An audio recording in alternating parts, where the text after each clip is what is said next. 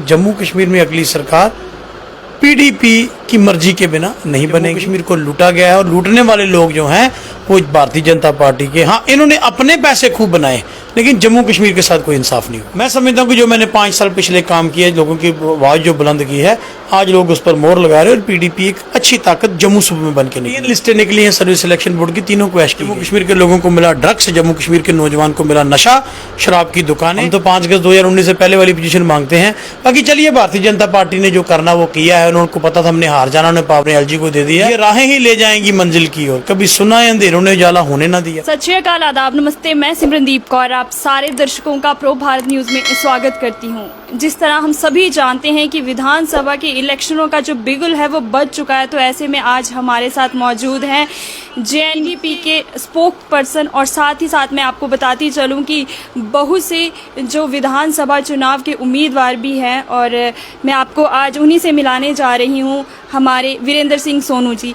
Sir, सबसे पहले तो आपका हमारे इस प्रो भारत न्यूज़ में बहुत बहुत स्वागत है। धन्यवाद सर, जिस तरह से हम सब जानते हैं कि पीडीपी जो है इंडिया अलायंस का हिस्सा है, तो ऐसे में अब चुनाव होने जा रहे हैं, विधानसभा के चुनाव जो हैं वो होने जा रहे हैं, तो ऐसे में जो पीडीपी है वो अकेले मैदान में उतरेगी या फिर किसी गठबंधन का जो है वो हिस्सा रहेगी?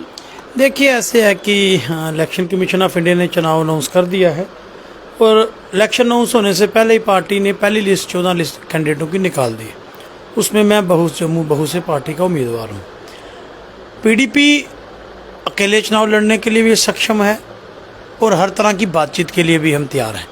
लेकिन यहाँ तक पार्टी ने तो 90 सीटों पर अपने कैडर को घेर अप करना है ना, तो पार्टी ने जो अनाउंस कर चुका है, हम चुनाव लड़ेंगे। और मैं ये आपको दावे के साथ कहता हूँ कि जम्मू कश्मीर में अगली सरकार पीडीपी की मर्जी के बिना नहीं बनेगी और हम हर एक सीट पर चुनाव लड़ने के लिए पूरे तैयार हैं। बाकी जो फैसला है वो पार्टी लीडरशिप ने लेना है। सर, जिस तरह से हम सब जानते हैं कि अब जम्मू कश्मीर राज्य जो है वो एक केंद्र शासित प्रदेश में बदल गया है, तो उस समय जो सरकार द्वारा जो वादे किए गए थे कि जो पर्यटन स्थल है उसमें सुधार आएगा, आतंकवाद कम हो जाएगा, रोजगार बढ़ जाएंगे, युवाओं के लिए भी बहुत सारी बातें, जो वादे जो हैं वो किए गए थे, मगर इन 5 सालों में क्या आपको लगता है वो ज़मीनी तौर पर वो चीज़ें देखने को मिली हैं, वो वादे जो है उनका असर देखने को मिला है? देखिए, जो वादे किए गए थे वो सब झूठे निकले हैं। असर देखने को हमें ये मिला है कि जम्मू कश्मीर में लैंड माफिया आ चुका है, जम्मू कश्मीर में लीकर माफिया आ चुका है, नौजवानों का रोजगार छिन चुका है, जम्मू कश्मीर के लोग बंधुआ मजदूर बन चुके हैं। ये हमें तब्दीली देखने को मिली है। हाँ, विकास हुआ है, इसमें शक नहीं, भारतीय जनता पार्टी का विकास हुआ है।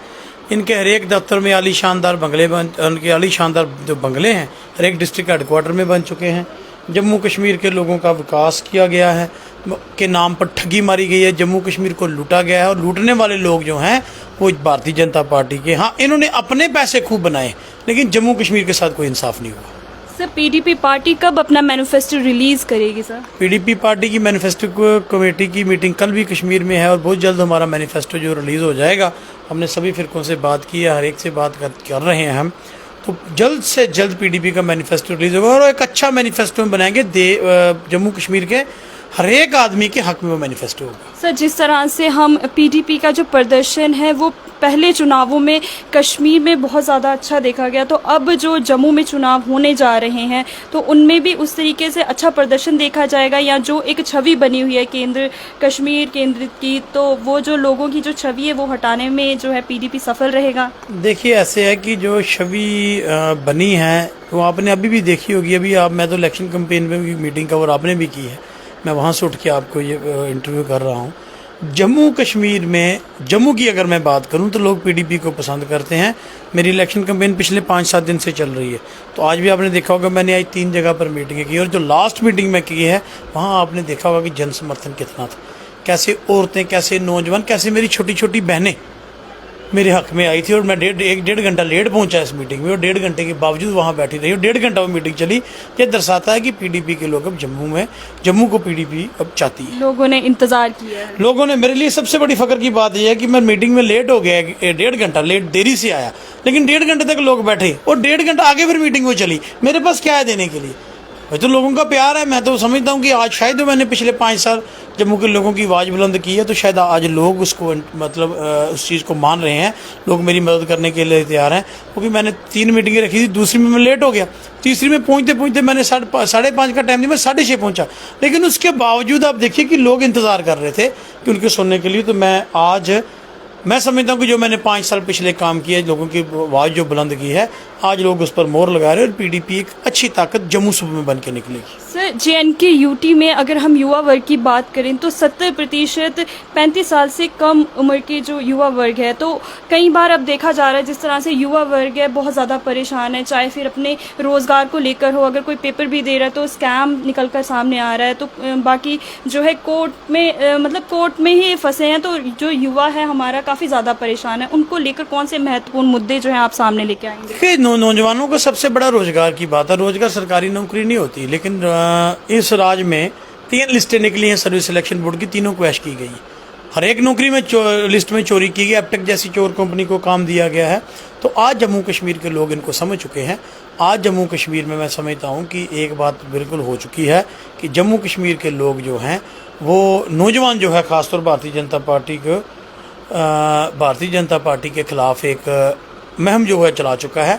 आज जम्मू कश्मीर के लोगों की जो पॉलिसी थी, जो भारतीय जनता पार्टी की पॉलिसी जम्मू कश्मीर के लोगों को पसंद नहीं आई, लेकिन नौजवानों के साथ सबसे बड़ा धोखा हुआ। ना में रोज़गार मिला, ना कोई मल्टीनेशनल कंपनी आई, और ना जो बड़े बड़े बातें की गई वो है। हाँ, जम्मू कश्मीर के लोगों को मिला ड्रग्स, जम्मू कश्मीर के नौजवान को मिला नशा, शराब की दुकानें, और सबसे बड़ी बात डिप्रेशन। और डिप्रेशन की वजह से जो युवा है वो आज नशे की गलत में जा रहा है। सर, अगर आप जीत जाते हैं बहू से, जम्मू बहू से, तो सर क्या प्रायोरिटीज़ रहेंगी आपकी? तो मेरी सबसे प्रायोरिटी, अगर जम्मू बहू के लोग मुझे मौका देंगे तो मैं सबसे पहले स्मार्ट मीटर उतार के बहू के लोगों के स्मार्ट मीटर उतार के तभी मैं फेंकूंगा, क्योंकि ये बहुत बड़ा षड्यंत्र और डाका है जो जम्मू कश्मीर के लोगों के साथ बनाया गया है।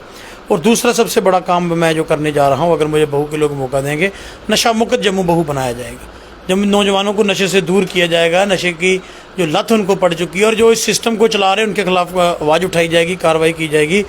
बहू कंस्टिट्यूंसी को एक अच्छा मॉडल कंस्टिट्यूंसी बनाया जाएगा, विकास एक अच्छे दर्ज पे किया जाएगा। और ठेकेदारों का विकास नहीं होगा, विकास लोगों का होगा। स्मार्ट सिटी जैसे घपले नहीं होंगे, विकास लोगों का होगा। गली नाली अगर बनेगी तो गली नाली लोगों के लिए बनेगी, ठेकेदारों के लिए नहीं बनेगी। ठेकेदार वो जो बाहर से आए, करोड़ों रुपया खा के जो चले गए, कमीशन के ऊपर काम नहीं होगा, काम लोगों का होगा और लोगों की आवाज़ होगी। और लोगों को एमएलए नहीं चुनेंगे, लोग अपना बेटा चुनेंगे, लोग अपना छोटा भाई या बड़ा भाई चुनेंगे।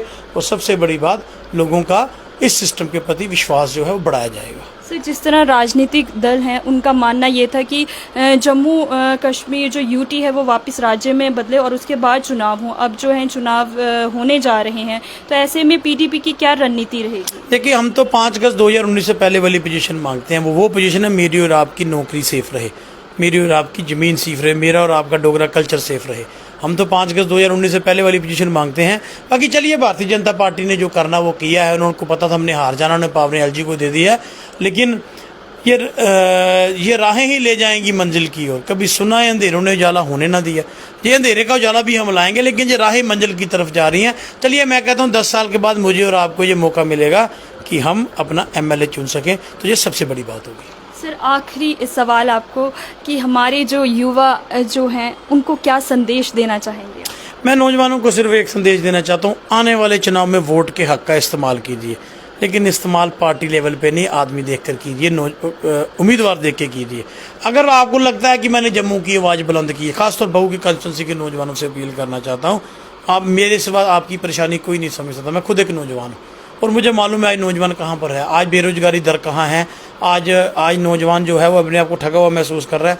अगर मुझे नौजवान सपोर्ट करेंगे, मुझे मौका देंगे, नौजवानों में आपसे वादा करता हूँ, मैं पहले वाले लोगों की तरह झूठे वादे नहीं करूँगा, जो कर सकता वो करूँगा, लेकिन मैं आपके लिए दिन रात लड़ूंगा और आपकी बात जो है वो असेंबली में पहुँचाऊँगा। बहुत बहुत शुक्रिया सर अपना कीमती समय देने के लिए। तो ये थे हमारे वीरेंद्र सिंह सोनू जी, पीडीपी के स्पोक्स पर्सन, जिन्होंने जो आने वाला अब जो विधानसभा के इलेक्शन है उनमें ये क्या मुद्दों पर काम करने वाले हैं, लोगों की, आम जनता की जो बात है वो किस तरह से सुनेंगे और आगे पहुंचाने वाले हैं, उनके द्वारा उन्होंने यही चीज़ें इस इंटरव्यू में बताई। और अपडेट के लिए जुड़े रहिए हमारे साथ। मैं सिमरनदीप कौर, कैमरामैन हरजोत सिंह के साथ। धन्यवाद।